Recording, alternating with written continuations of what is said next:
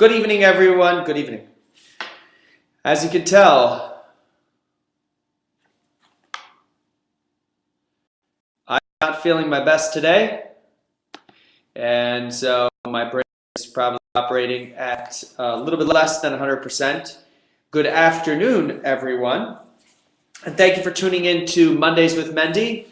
Today is Monday, and I'm Mendy, and it's 12 o'clock, and we are going to be exploring a very important point in Jewish life today, the Alpha Jew.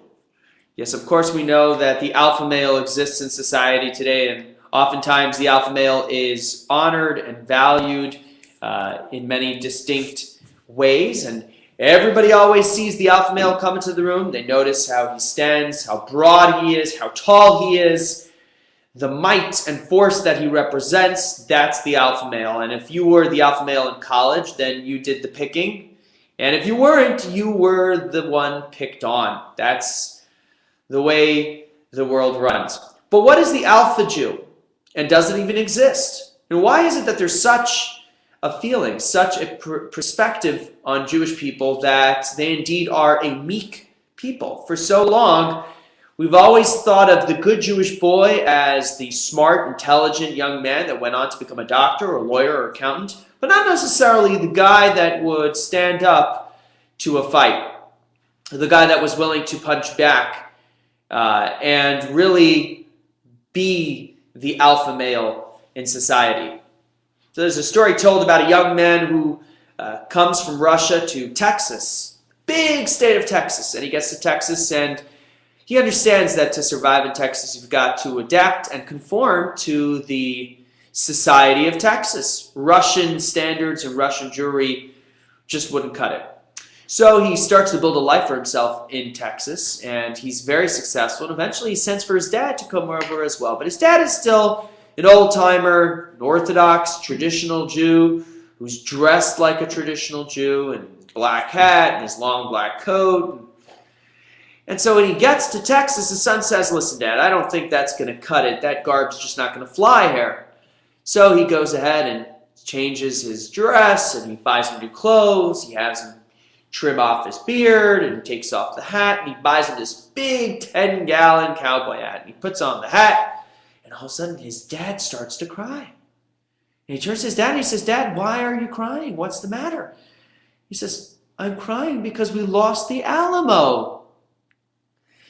So no matter what people you adopt to, no matter where you find your pride and your enthusiasm from, everybody has baggage, and everybody has won and lost battles over the course of history. And the Jewish people are no different. The most recent battle, of course, that we fought, being the Holocaust in World War II.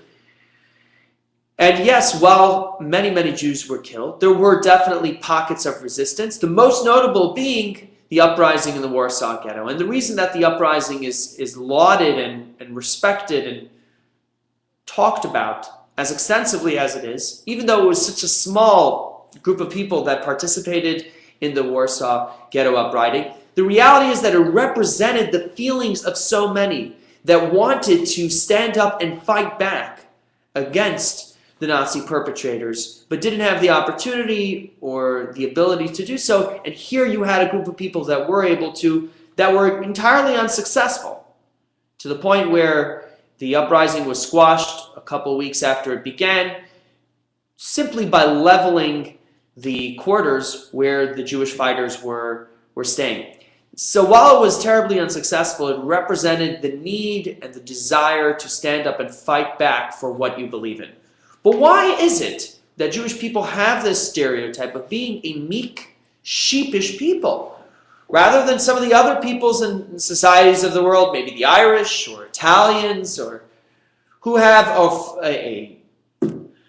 they have the knowledge of how to stand up and fight back, or at least that's the reputation. So interestingly enough, when you talk about a Jewish scholar, which in Hebrew you would refer to as a Talmid Chacham, a Jewish scholar, you would think of someone who sits in the corner of the room, is kind of quiet, he spends most of his time with his books, and that's how he spends his days. That's what you would typically think of as a Jewish scholar.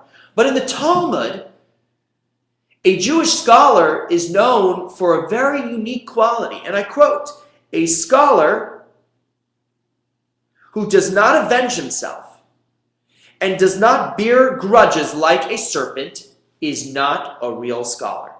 Again, a scholar who does not avenge himself or bear grudges is not a real scholar. I mean, and this is totally opposite, contradictory to what you would imagine a scholar would be lauded for. Someone who's easygoing, more passive, more peaceful. And yet here, a Jewish scholar is lauded for the fact that he bears grudges, that he's like a serpent, that he stands up for himself, that he avenges what he believes in. Not necessarily the characteristics you would readily attribute to a Jewish scholar. But in this week's Torah portion, as we do in every session of Mondays with Mendy, we find tremendous insight into what is a Jewish scholar, what is the Alpha Jew. Because in this week's portion, we see the birth of Jacob and simultaneously the birth of his counterpart, Esau. Both of them twins are born at the same time, but lead completely opposite lives and eventually give birth to two completely opposite nations.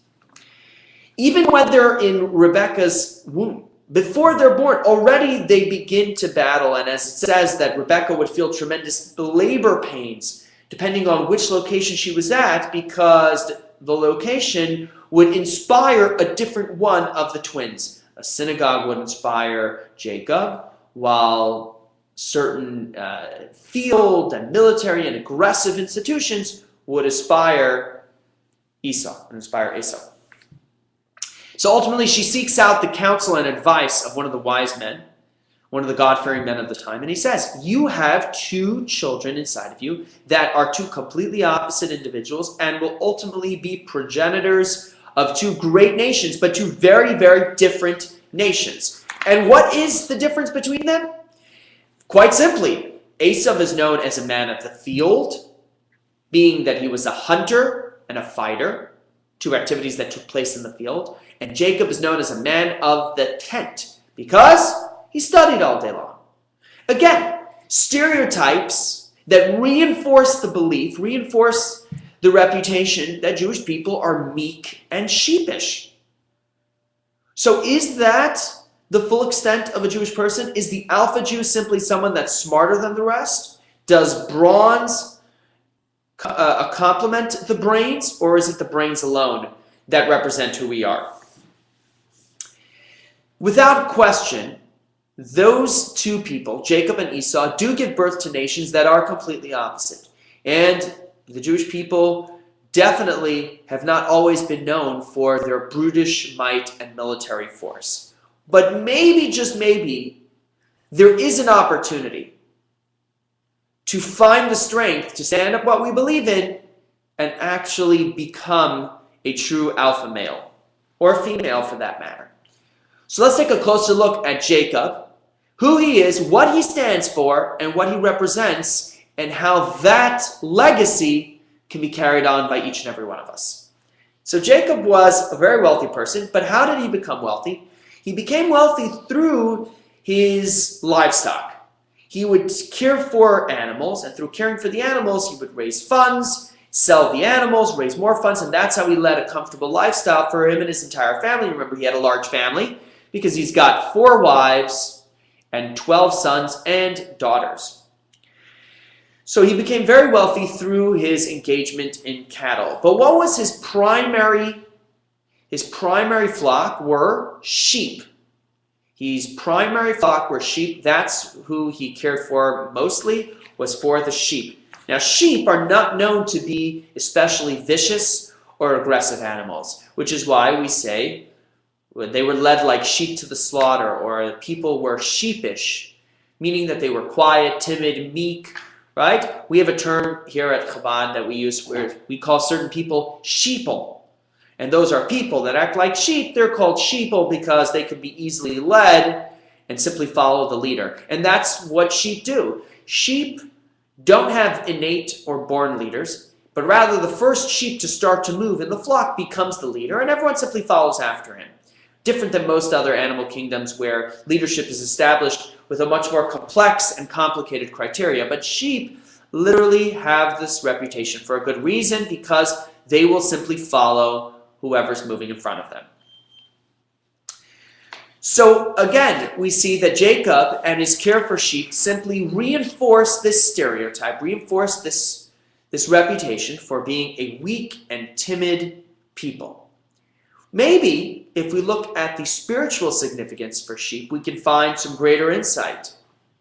Because while we know that there's a relationship between the Jewish people and their Creator as one of a father and son, and that's highlighted in prayers, that's highlighted in stories and analogies. We pray to our Father in heaven, and so on and so forth. And that's something that can be said for other religions as well. What's unique about the father and son relationship is that the son is still an independent entity. If you think about your relationship with your father is one man, you're another. You both think differently, feel differently, but you love one another, and you have a strong connection between one another. And when your dad talks to you out of great respect for him, you follow what he says, even though you are an independent individual. But a sheep relationship is different.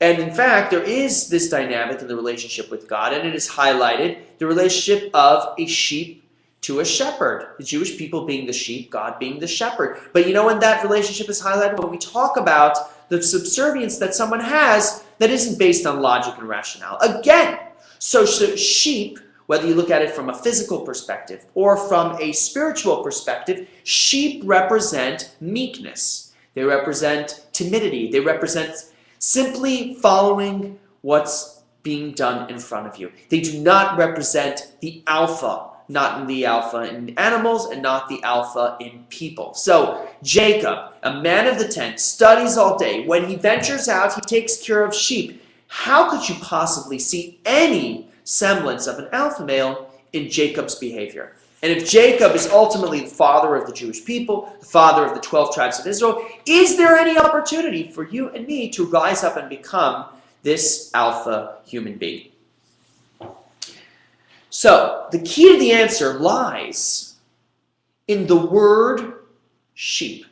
And what's beautiful about the Hebrew language, and we've highlighted this many times, is that in Hebrew, etymology plays a huge role because words have multiple meanings. And letters have significance in greater amounts than in other languages. So the word for sheep is son, which if you were to spell in English would be T-Z-O-N. But son also has the same letters as another Hebrew word, which is tse'i. Tse'i means to go out, to move out, to expand beyond. What possible connection could there be to the word son, meaning sheep, to the word tse'i, meaning to go out? We just highlighted how sheep are timid and shy and only stay within their group and only follow the person in front of them. What possible connection could you have between that animal and the concept of expression and the concept of dispersion? You would think that sheep might be introverts. How could they be connected to this word which represents extroverts? And the answer is really fundamental in understanding the alpha male inside each and every one of us and how we express that as Jewish people. A sheep does not necessarily operate for itself. It doesn't think on its own. It doesn't express its own individual desires for leadership, but rather the sheep simply knows that it will go anywhere, anytime, as long as it follows the leader in front of it. But once it establishes that this sheep in front of it is moving, it will move. It will go and go and go until it dies of exhaustion. That's the power of the sheep. The sheep is ready to lead if and when it is required to do so. Not because it's special, because it's not. Any sheep can be a leader any given day, and all the sheep will follow it. But rather simply because on that day it is required to lead, it will lead, and it will move, it will go out, it will disperse. It will become what is needed to become. That's the power of the sheep. Each and every individual possesses leadership qualities. Some of them are innate, some of them aren't. But what makes a person a true leader is when they learn to limit their own ambitions, when they learn to put themselves and their own ego on the side and rather connect to something greater than them. If you look at the greatest leaders of society today, even Steve Jobs, it wasn't about what Steve Jobs wants. It was about what do the people want? What is the design that's going to inspire them? They want features, but they also want a slick interface. They want hardware and software. They want something that's going to be comprehensive. They want something that's going to fit in with their lives. That's what we're going to build. Because I'm not a leader because I'm special. I'm a leader because I'm able to follow the trend set in front of me. And that's what Steve Jobs did, and so many other innovators have done until this very day. So what makes a person a leader? It is bitul. Bitul is a Hebrew word often used in Jewish mysticism. The word bitul means nullification. When one nullifies oneself in order to connect to something greater.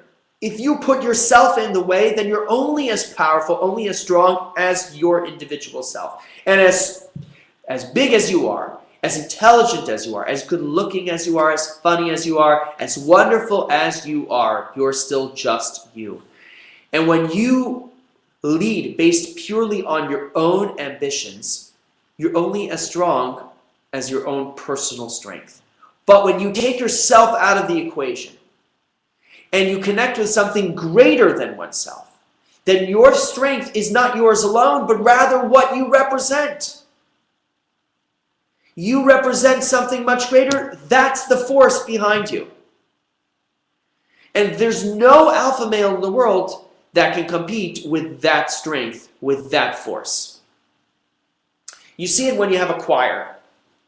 When you have a beautiful chorus of voices joining together to sing, and it's a choir, the voice that stands out is usually the one that's singing off tune.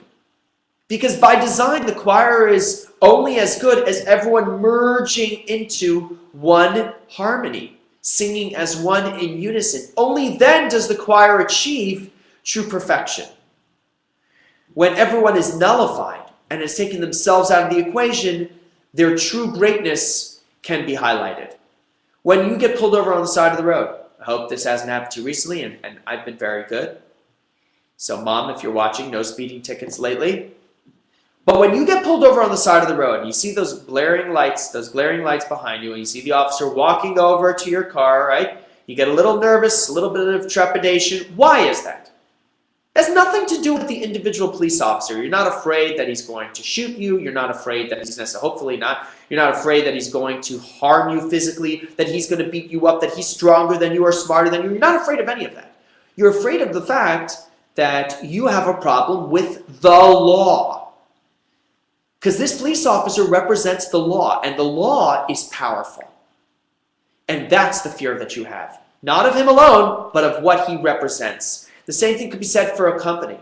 When you go and represent a company, large corporation, right? Fortune 500 corporation has asked you to go and negotiate on their behalf. And you sit down at the table. What do you say? Say, well, I can't accept this number. It's not you can't accept that number. 500 million or $1 billion, whatever it might be. You don't have the kind of money to make those decisions, but rather the I is the company behind you, whom you represent. The limo that they sent out to pick you up from the airport is not because you require a limo, but out of respect for the company that they are negotiating with. So what does it mean to be a true alpha? A true alpha is not one who measures his strengths on him alone, but rather an alpha is someone that connects to and represents something truly powerful. And that is an alpha that you cannot do battle with and cannot be defeated under any circumstances. Pride in your heritage, pride in who you are, is what will lead you to become a true alpha male. When you feel that your greatest sense of value and sense of worth comes from your identity as a human being, your identity as a person of faith, your identity as a spiritual creature, when your value comes from there, then nothing can defeat you, because it's not merely your strength alone that carries you, but rather the strength and energy of what you are connected to. And that's immeasurable. Immeasurable. So we have to stop thinking of ourselves as purely human individuals based solely on our own might, but rather what we represent and what we are connected to. When you wake up in the morning and the first thought that comes into your head is, oh, it's just me. It's just Mendy with his strengths and all of his weaknesses. Nothing's changed since yesterday. Why should I put myself out there and face the world around me? And for many of us, this is a real and legitimate question, because we don't see the strength and conviction inside of ourselves. We don't see the alpha male. So tomorrow morning, or even today, stop and refocus yourself and ask yourself, who am I? Whom do I represent? What do I stand for? What am I connected to? And is it a force greater than myself? Then I carry that power with me. Then nothing can stop me. I'm not daunted. There are challenges, but based on this significant power I have behind me, this energy that I carry with me, I'm sitting at the negotiating table with all the cards in my hand, and nothing can stop me. No people, no person, no place, no thing, nothing can stand in my way. And indeed, Jacob himself, though he was a man of the tent, and though he took care of his sheep, when push came to shove, when he has his great confrontation with Esau, he rises to the occasion. He stands up for what he believes in. And the Torah tells us, he tells Esau, I want you to know, I'm traveling with a big camp. Yes, I have sheep, but you know what? I've got oxen. Oxen represent fierceness and strength of a person. So Jacob is letting Esau know, yes, I'm a man of the book. Yes, I spend most of my time in the tent and you spend most of your time in the field. But I am willing to stand up and fight for what I believe in if it will be required. Do I wish for peace? Of course. But if I am forced, if I am needed, I will stand up for my beliefs. I will stand up for what I believe in. In Ethics of Our Fathers, that an individual should rise in the morning like a lion, be bold like a leopard, swift like a deer, when they fulfill their duty here on earth. All animals, unlike the sheep, with aggressive behaviors and tendencies, because that has to be part and parcel of our characteristics. Are we a people of peace? Of course. Do we wish and desire to live in harmony? Absolutely. Do we love and adore the book and education? Without a doubt. But when we get pushed, when our traditions are being challenged, we have to find the conviction to stand up and fight for what we believe in. And today it's easier than it used to be. We have our own country, we have the state of Israel, a military that is respected across the world as one of the preeminent forces in society today. And we're talking about a military force that fights, because that is something that's needed. But regardless of whether you serve in the military or not, every individual will be challenged at some point or another, and it'll be at the water cooler, it'll be in your home, it'll be at the golf course, it'll be at the game, wherever it will be, you will be challenged. Will you stand up and rise to the occasion or not? Will you be proud of who you are and what you believe in? There's a story told of a Hasidic Jew, an old Hasidic Jew in Russia, in the shtetl, who once went over to his rabbi, and he says, Rabbi, you know, I've always heard that eating should be a spiritual process. You should eat for the right reasons. It should be holy. You shouldn't just eat to be glutton. But I just can't figure out how to do it. Help me. So the rabbi told him, you know what, I want you to travel outside the town to this little inn and spend a little bit of time there. You'll figure it out. You'll find a man there that can teach you what it means to eat for the right reasons to eat for holiness. So sure enough, this Jew travels out, this Hasidic Jew goes and he travels to the inn and he knocks on the door, thinking he's going to see a spiritual giant, a rabbi, who knows, that will be sitting at the inn that he can learn from how to eat properly. But the man that opens the door is this big, burly man with huge biceps and a huge torso. This giant is standing at the door. But the Rebbe told him to go there, so he goes. And he asks the man if he could stay with him for a bit. And he says, of course. You come from the great Rebbe. Any friend of the Rebbe is a friend of mine. And he invites him into his home, and he sits down. And this guy is trying to figure out what's going on. Is he at the right place? This doesn't really make sense. But he stays.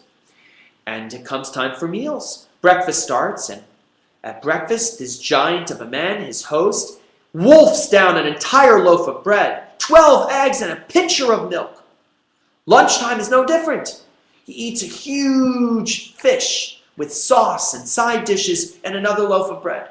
And dinner comes, and there's cabbage and meat and rice and vegetables, and his plate is polished off. And this Hasidic man is totally bewildered. How could this guy possibly teach him to eat in a holy manner? He doesn't understand.